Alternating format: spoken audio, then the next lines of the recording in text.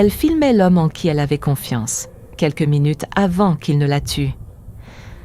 Il a prétendu qu'elle était malade, mais la vérité était bien plus sombre. Voici l'histoire de David Anthony, l'homme qui a assassiné sa femme et tenté de dissimuler son crime par des mensonges. Vous regardez Death Note Plus, crime réel.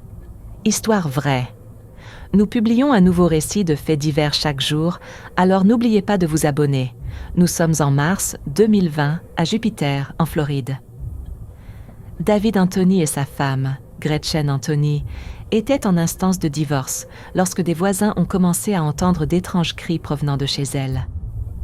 Peu après, des amis ont reçu des SMS inquiétants du téléphone de Gretchen, indiquant qu'elle avait été testée positive à une maladie grave et qu'elle était placée en isolement par les autorités sanitaires.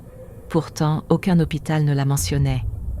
Lors de la perquisition de son domicile, la police a découvert des traces de javel, des bris de verre et une forte odeur de produits chimiques. Les caméras de surveillance et le téléphone de Gretchen ont révélé la vérité. Elle avait secrètement filmé son mari en train de l'agresser, immortalisant ce cauchemar. Son corps a été retrouvé plus tard, enterré dans une tombe peu profonde près de Pensacola. David Anthony a tenté de fuir à travers les frontières de l'État, mais a été arrêté au Nouveau-Mexique.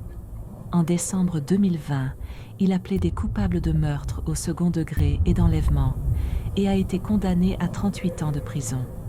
Le dernier acte de Gretchen Anthony, l'enregistrement de son propre meurtre, est devenu une preuve irréfutable, plus éloquente que n'importe quel témoin. Le mal a tenté de l'effacer, mais la vérité a subsisté grâce à la vidéo qu'elle a laissée. Je suis Jenks et voici Death Note Plus.